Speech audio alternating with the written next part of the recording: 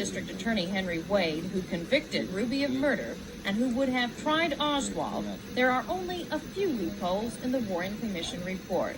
Perhaps the biggest, the single or magic bullet theory. Some would say that to believe the Warren Commission report, you have to believe this magic bullet theory. The fact that the bullet may have gone through Kennedy and then through Connally, then struck him in his arm and then struck him through the thigh.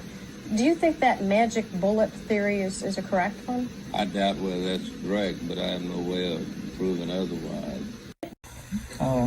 People said that the shots came from up and indicated toward the freight yard back in that area. I ran across the street and helped a motorcycle officer, I don't know who it was, a motorcycle officer over the fence, and then he pulled me over the fence.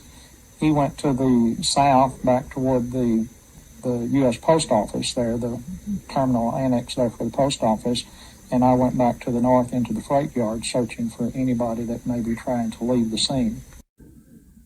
One of the most famous or infamous landmarks in Dallas is the Texas School Book Depository, which, according to the Warren Commission, is the spot from which Lee Harvey Oswald shot President John F. Kennedy. For visitors to Dallas, the building is most easily recognized by the large Hertz Rent-A-Car sign on top. Now, that sign is about to disappear.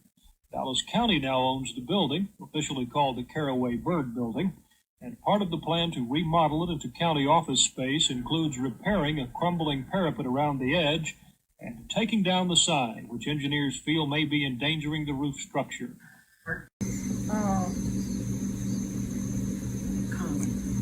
I was professor of thoracic and cardiovascular surgery. How do you think the single bullet theory was so widely accepted, or accepted by the Warren Commission? How did it get to be so accepted? I think there were two major problems that they were trying to solve. One was the fact that they only had 2 bullets when all of the evidence pointed to the fact that 3 bullets had been fired. So then the question was, where was the 3rd bullet? Then they had another problem in reviewing the frames of the so-called Zapruder film. It seemed that in reviewing these frames, there was too little time between the frame that seemed to indicate when the president was wounded and the frame that seemed to indicate when Governor Connally was wounded. So this led to a lot of speculation that perhaps the 1 bullet had wounded both of them. And the difficulties of this is the fact that Nellie Connally, who was sitting right there and was not wounded, said this isn't the way it's happened. The president, the first bullet hit the president, and I saw him putting his hands up to his neck. And at that time, my husband was not wounded. And then, as she described it, he said he reared up like a wounded animal and turned and grasped the right side of the limousine.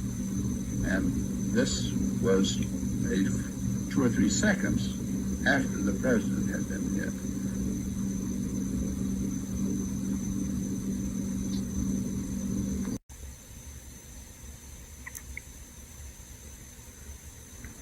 Dealey Plaza, downtown Dallas, where 17 years later, people still come to see for themselves the grassy knoll and Oswald's perch from the top floor of the Texas School Book Depository. They come to relive November 22nd, 1963. But it's here, downtown Midlothian, Texas, some 30 miles away from the assassination site. This is where the question, who shot President Kennedy, has obsessed one man for the last 17 years. The president is on Main Street. The old Dallas County Courthouse is in the background. 66-year-old Penn Jones is one of the leading Kennedy assassination buffs in America.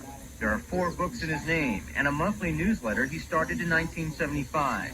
It has an international circulation and 250 subscribers.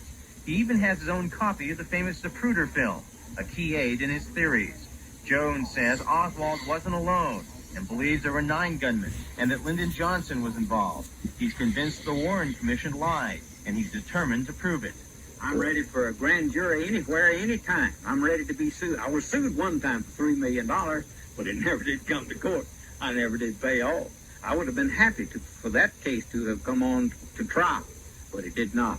Jones says he knows it's a lost cause, but he insists the assassination is an unsolved crime. His work eases his conscience. It lets me sleep a little better at night. And I don't give a damn what they call me, Monday morning or Tuesday morning. I think this is important for the democracy, and I don't give a damn how much fun they make for me. I'm going to continue this work as long as I live. Emil Guillermo, Channel 5 Action News, Midlothian. And now plans to go ahead with the actual purchase, using money drawn from existing accounts as an advance against funds from the recently passed bond issue. The bond money will become available early next year. When the contract is negotiated, the commissioners expect to pay about $500,000 for the historic building, which is in need of extensive renovation. For the past several years, the old warehouse has been home only to a few pigeons, and although the building is drafty and the interior is ragged, engineers say the basic structure is sound. The sign identifying the building as the book depository disappeared years ago. Only a recreation of the original, constructed for a motion picture, rests inside. County officials are considering preserving all or part of the 6th floor, including the corner where Lee Harvey Oswald is said to have fired shots at President Kennedy's motorcade in 1963. The curators of the Ford Theater in Washington, where President Lincoln was killed, have reportedly already been contacted for advice on creating a memorial of some kind in Dallas. Across the street from Dealey Plaza is the county jail where Jack Ruby, most famous prisoner in the U.S. and perhaps the world, has been confined since November 24th, when he shot and killed accused assassin Lee Harvey Oswald. Ruby, facing death in the electric chair, has tried to commit suicide 3 times in his cell. His attorneys say he is insane, torn with hallucinations, believing thousands of Jews are being killed for his deed. The depository building has become a shrine of infamy.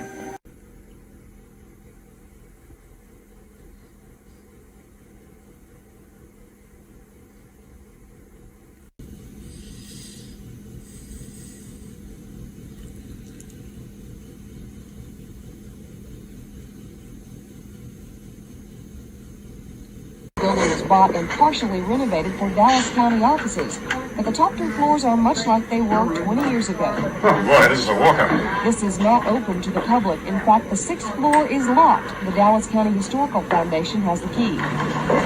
Scholars are sometimes allowed up here, but lately journalists from Japan, Sweden, England, Denmark, and all over the United States have come here to take pictures and to look out the window that's now known as the Sniper's Perch. The assassin merely aimed his rifle out the window, waited till he had Kennedy in his sights, then pulled the trigger. I think it's not only of interest to people in Australia, Jane. I think it's of interest to people all over the world, not just in the United States the president was loved. The mystery surrounding the Kennedy assassination has only grown more intense as years have gone by. People want to know exactly what happened here that day in November, and we probably never will. The object of a proposed $1.9 million facelift.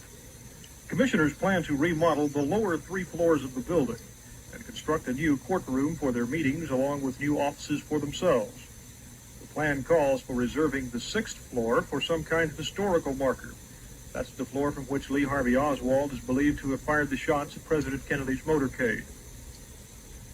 The commissioners were also told that work is proceeding on the old red courthouse, which was vacated several weeks ago when structural weakness was discovered in an upper floor.